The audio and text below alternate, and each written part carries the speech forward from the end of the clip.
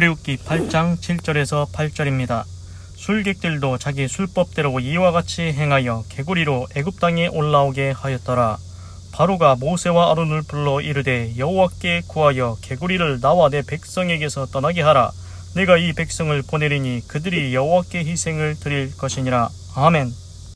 그래서 어제는 여호와께서 모세에게 말씀하셨습니다. 아론에게 명하기를 내 지팡이를 잡고 내 팔을 강들과 운하들과 모두에 펴서 개구리로 애굽 땅에 올라오게 하라 할지니라. 아론이 팔을 애굽 물들 위에 펴매 개구리가 올라와서 애굽 땅에 덮이니.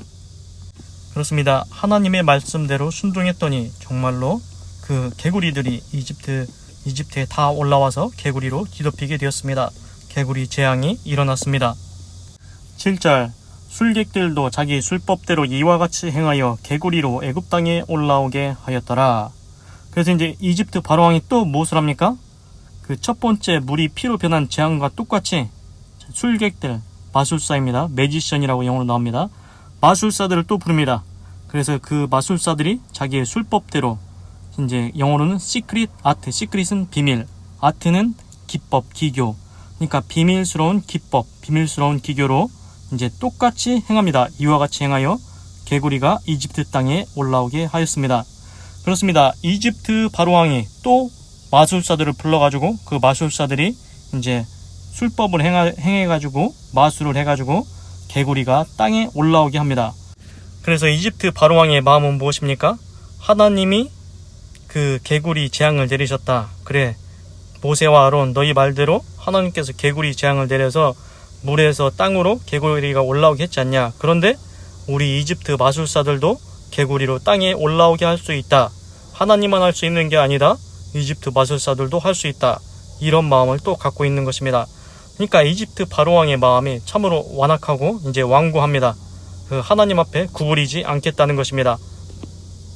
중요한 건 무엇입니까? 하나님 앞에 뻣뻣해봤자 다 자기 손해입니다. 하나님 앞에 자기가 높다고, 자기가 자만하고 자기가 교만하면은 그것은 결국 자기 손해로 돌아갑니다. 하나님 앞에 누가 머리를 들 수 있겠습니까? 하나님이 최고의 신이고 창조주이신데 피조물인 인간이 하나님과 대적하면 이길 수 있겠습니까? 절대 하나님을 이길 수 없습니다. 그 천사들 중에서도 루시엘 천사장, 음악을 관장하는 루시엘 천사장이 하나님과 비기리를 하다가 그 저 땅 음부 깊은 곳으로 낮아지게 되었습니다. 하물며 사람의 왕일 뿐인 이집트 바로왕이 하나님과 비길 수 있겠습니까? 절대 비길 수 없습니다. 결국 이제 이집트 왕이 이렇게 계속 뻣뻣하다가 재앙을 계속 당하는 겁니다. 하나님 앞에 이제 계속 자기가 교만하다가 또 재앙을 당하고 또 재앙을 당하고 계속 재앙을 당합니다. 언제까지 당합니까? 하나님 앞에 굴복할 때까지 재앙을 당하게 됩니다.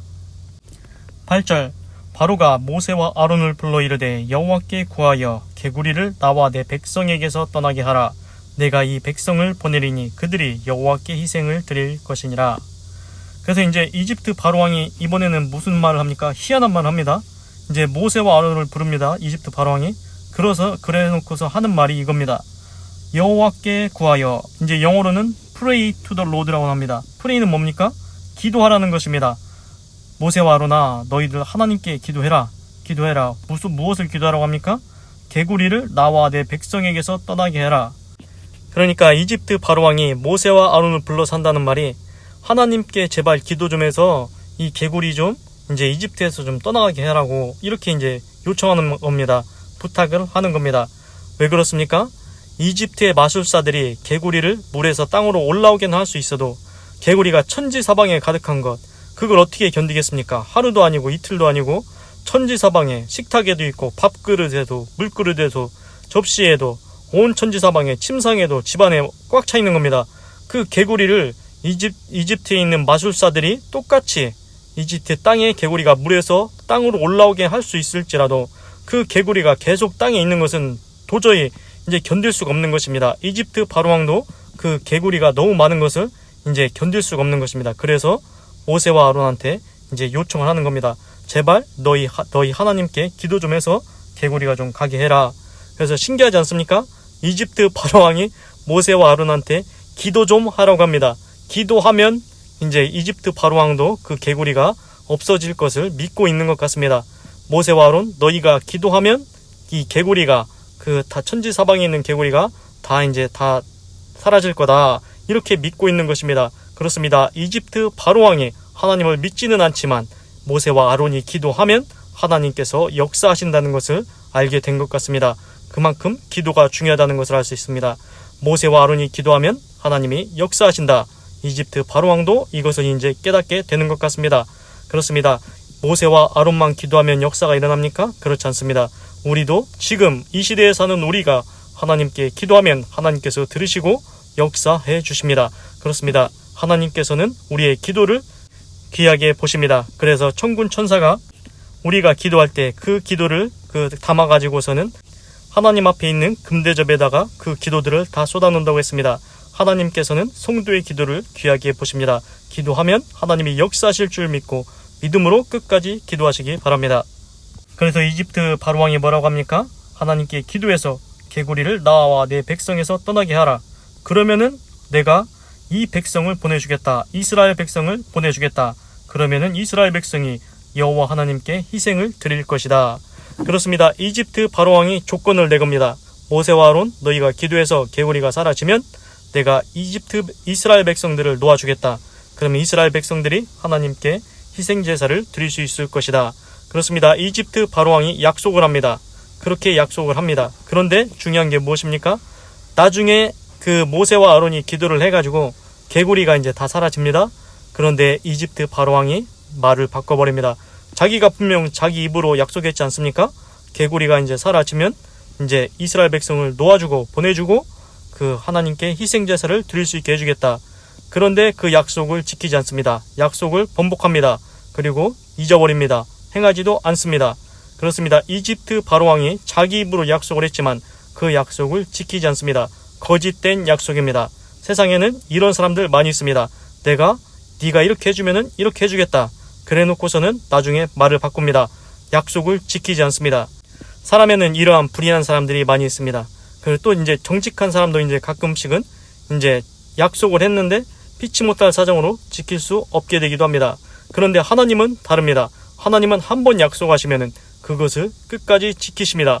하나님은 공의의 하나님, 사랑의 하나님, 전지전능하신 하나님, 하나님의 말씀에는 변치함이 없습니다. 하나님의 말씀에는 능력이 있습니다. 하나님께서는 한 번 약속하신 것 반드시 끝까지 이루어 주십니다. 하나님께서 창세기에서 아브라함한테 약속하셨지 않습니까? 아브라함아, 너의 후손이 하늘의 별과 같고 땅의 모래와 같이 많아질 것이다. 아브라함이 자식 하나도 없을 때 하나님께서 아브라함에게 저 하늘의 별들을 보라고 했습니다. 하나님께서 아브라함에게 약속을 하셨습니다. 구도로 약속을 하셨습니다. 서류를 쓴 것이 아닙니다. 공증을 한 것이 아닙니다.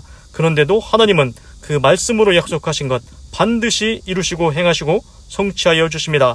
이집트 바로왕은 약속을 하고 지키지 않을지라도 하나님은 반드시 지키시는 분이십니다. 하나님의 약속을 받으면 인생이 복될 줄로 믿습니다. 또 재미있는 얘기를 하나 해드리겠습니다. 어제 말씀드린 대로 하나님께서는 그냥 재앙을 내리시는 게 아니고 네가 이제 이스라엘 백성을 보내지 않으면은 개구리 재앙을 내릴 거다. 미리 말씀하지 않았습니까? 예고하지 않았습니까? 예언했지 않았습니까? 하나님께서는 미리 말씀하시고 그 다음에 역사를 일으키십니다. 그것처럼 하나님께서는 우리가 이제 잘못을 할 때도 하나님의 사람이 잘못할 때도 경고를 주십니다. 그래서 이제 솔로몬 왕이 이방에 있는 열국의 이제 공주들과 결혼을 합니다. 그래서 그 공주들이 자기들의 우상을 갖고 옵니다. 자기들의 신을 갖고 옵니다. 그래서 이제 우상이 많아집니다. 이스라엘에 오직 하나님만 섬겨야 되는데, 하나님만 경외해야 되는데 우상이 막 들어옵니다.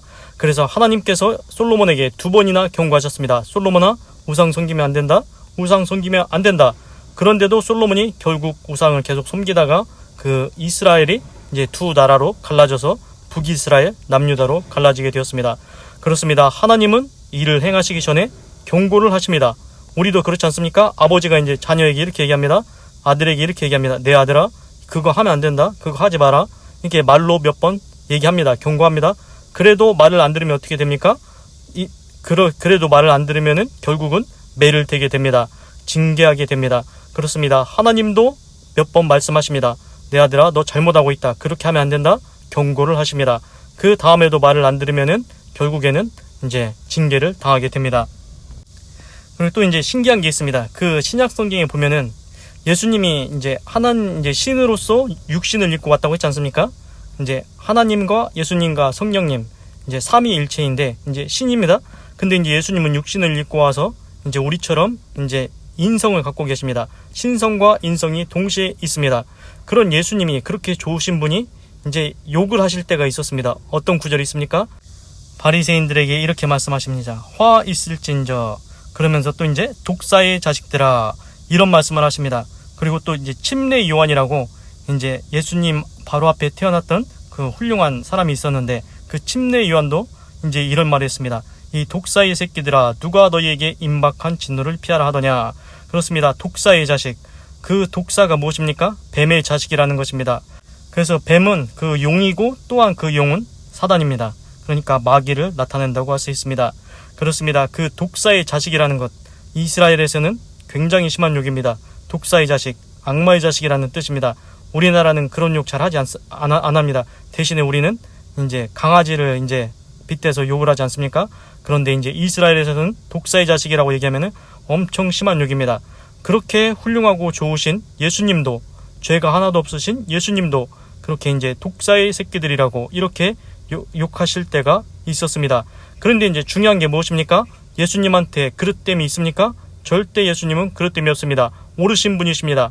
공의와 사랑이 있으십니다. 그런 예수님이 책망하신다? 그런 예수님이 너희들 잘못됐다고, 너희들은 독사의 자식이라고 이렇게 얘기한다? 그것은 무엇입니까? 너희들이 진짜로 잘못됐으니까 그 길에서 돌이키라는 것입니다. 그 길로 계속 가면 지옥에 간다는 것입니다. 이것은 무엇입니까? 바른 진실된 책망이라는 것입니다. 그 진실된 책망을 듣고 회개하면 살 수 있다는 것입니다. 돌이키면은 구원받을 수 있다는 것입니다. 그렇습니다. 책망에는 두 가지가 있습니다. 진짜로 의로운 자가 잘못하는 사람한테 책망하는 경우, 그때는 그 책망을 듣고 돌이켜야 된다는 것입니다. 그러면 살 수 있습니다. 그런데 이제 어떤 사람들이 있습니까? 이제 무너뜨리려고 책망하는 사람들이 있습니다. 뒤집어 씌우고 옥에 가두려고 책망하는 사람들이 있습니다. 비난하는 사람들이 있습니다. 그 사람들은 어떻게든 사람을 넘어뜨리게 하려고 비난하고 책망을 합니다. 그런데 예수님은 다릅니다. 왜 책망하십니까? 진짜로 그 사람이 잘못된 길로 가고 있기 때문입니다. 가만히 내버려 둬야 되겠습니까? 가만히 내버려 두면은 그냥 지옥에 갑니다. 그런데 예수님은 너 잘못했다, 넌 이건 잘못했다, 이렇게 말씀을 하십니다. 사실대로 말씀을 해주십니다. 그리고 칭찬할 것이 있으면은 칭찬을 해주십니다. 이보다 더 큰 믿음을 본 적이 없구나. 이 여자가 행한 일을 기념하여 다 퍼지게 하라. 이렇게 말씀을 하십니다. 예수님은 잘한 것은 잘했다 칭찬하시고 잘못된 것은 잘못됐다고 직접 얘기해 주십니다. 우리는 사람의 눈치를 보고 이 얘기를 안 좋은 얘기를 해도 될까? 그래도 이제 예수님은 그러나 사람 눈치 보지 않습니다. 예수님은 네가 잘못했으면은 너 잘못했다, 이렇게 바로 얘기를 해줍니다. 그래야 그 사람이 그 책망을 듣고 돌이켜서 올바른 길로 살 수 있는 길로, 천국에 가는 길로 갈 수 있기 때문입니다. 그리고 이제 또 이제 재미있는 것을 하나 더 말씀드리자면은 그 이제 이스라엘이 북이스라엘과 남유다로 나눠지지 않았습니까? 이제 북이스라엘은 우상을 또 계속 섬기다가 아수르라는 나라에 의해서 이제 멸망을 당하게 됩니다. 그런데 이제 남유다는 이제 솔로몬, 이제 다윗 왕의 이제 후손들이 계속 왕위를 이어받아서 이제 북이스라엘보다는 조금 더 오래 갑니다. 그런데 이제 문제는 뭐냐면은 히스기야 왕이라는 사람은 하나님을 잘 경외하고 이렇게 섬겼는데 그 아들, 히스기야의 아들 므낫세가 나쁜 짓을 많이 했습니다. 그래가지고 하나님께서 히스기야가 잘했지만 그 므낫세라는 아들이 엄청 잘못했습니다. 우상, 바알, 아세라, 그리고 일월 성시, 하늘의 별과 그런 걸 다 섬기고 이렇게 우상을 엄청나게 많이 섬겼습니다. 그리고 또 잘못한 일이 뭐였냐면은 이제 무죄한 피를 많이 흘렸다고 이렇게 나옵니다. 그래서 하나님께서 진노하셨다고 합니다. 그래서 진노하셔가지고 이제 남유다가 결국 멸망하게 되는데, 이제 므낫세의 아들이 아몬도 좀 잘못했고, 근데 이제 요시야라는 그 다음 아들이 나왔습니다. 그래서 이제 요시야가 우상을 타파하고 이제 좀 하나님 앞에 잘했습니다. 그런데 하나님께서 이런 말씀을 하셨습니다. 뭐라고 하셨냐면은 요시야가 하나님을 잘 경외해서 요시야 너는 이제 안 좋은 꼴을 보진 않을 것이다. 그런데 므낫세가 행한 일, 므낫세가 우상을 엄청나게 섬기고 무죄한 피를 많이 흘린 일에 대해서 하나님께서 진노하셨기 때문에 그 진노를 요시야가 잘했을지라도 그 진노를 거두지 않겠다고 하셨습니다. 결국 므낫세가 행한 일, 우상들을 많이 섬기고 무지한 피를 많이 흘린 일로 인해서 남유다가 멸망을 당하게 됩니다. 그래서 바벨론에 의해서 포로로 잡혀갑니다. 여기서 핵심이 무엇입니까? 하나님께서는 우상 섬기는 것 정말 싫어하신다는 것입니다. 그런데 거기에다가 또 뭘 잘못했는지 아십니까? 므낫세가 자기만 우상을 섬긴 게 아니고 백성으로 우상을 섬기겠다는 것입니다. 자기만 섬기는 것도 하나님이 싫어하시는데 백성이 우상을 섬기게 했다? 그거는 정말 하나님이 싫어하십니다. 그리고 또 무엇입니까? 무지한 피를 많이 흘렸다는 것입니다. 하나님께서 무지한 피 흘린 것에 대해서 용서하지 않으시는 것 같습니다. 진노하시는 것 같습니다. 그래서 요시야가 그 므낫세의 아들 아몬 다음에 요시야, 그 손자인 요시야가 아무리 잘했을지라도 므낫세의 죄 때문에 남유다에 대한 진노를 거두지 않으신다고 말씀하셨습니다. 그렇습니다. 하나님께서는 무지한 자의 피를 흘린 자 가만히 두지 않는 것 같습니다. 이게 어디서 또 나오냐면은 그 아하방이라는 사람이 있는데, 아하방이 나봇의 포도원을 빼앗지 않았습니까? 이세벨 여왕과 함께. 그래서 결국 아합과 이세벨도 이제 안 좋은 죽음을 당하게 되었습니다. 그렇습니다. 무지한 자의 피를 흘리면은 어떻게 됩니까? 하나님께서 진노하십니다. 나라도 다 망하게 되는 것입니다. 그런데 하나님은 공의의 하나님이시지만 사랑의 하나님이시기도 하십니다. 하나님은 회개만 하면 너의 죄를 이제 내 등 뒤에 던지고 기억지 않겠다고 하셨습니다. 하나님은 우리가 죄를 지었어도 잘못을 했어도 회개를 하기를 원하십니다. 사람은 완전하지 않기 때문에 하나님도 다 하십니다. 그렇습니다. 하나님은 우리가 회개하기를 기다리십니다. 아버지, 제가 잘못했습니다. 우리도 이제 아버지께 잘못을 했을 때 아버지께 용서를 구하면은 그 아버지가 혼내고 용서해주지 않겠습니까?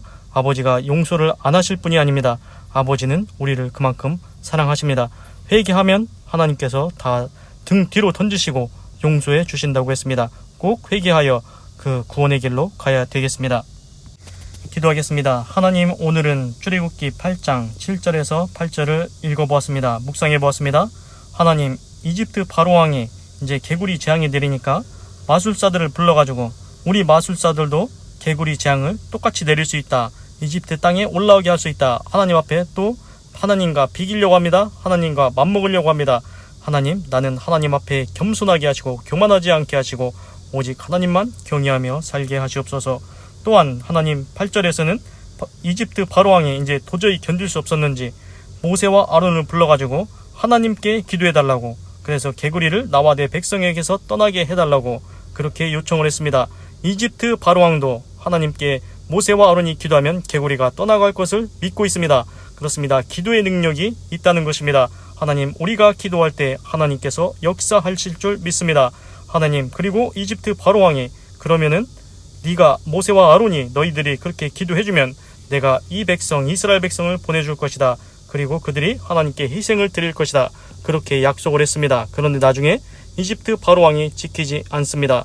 그러나 하나님은 이집트 바로왕과 같지 않고 하나님은 말씀하신 약속, 구두로 하신 약속, 서류로 하지 아니하셨을지라도 구두로 하신 약속은 반드시 지키시는 하나님이신 것을 알게 되었습니다. 하나님, 나의 인생에도 하나님의 약속이 임하게 하여 주시옵소서. 약속의 말씀이 임하게 하여 주시옵소서. 그래서 나의 인생에 하나님의 뜻이 아름답게 이루게 하시고 하나님의 이름을 영화롭게 영광되게 하는 믿음의 삶을 살 수 있도록 도와주시옵소서. 하나님, 감사합니다. 그리고 내가 혹시 잘못해서 하나님께서 책망하실 때는 제가 그 책망을 바로 듣고 회개하게 하여 주시고 고치게 하시고 다시 올바른 길로 갈 수 있게 도와주시옵소서. 하나님, 감사합니다. 사랑합니다. 찬양합니다. 하나님 홀로 영광 받으소서. 사랑이 많으신 예수님의 이름으로 기도드립니다. 아멘.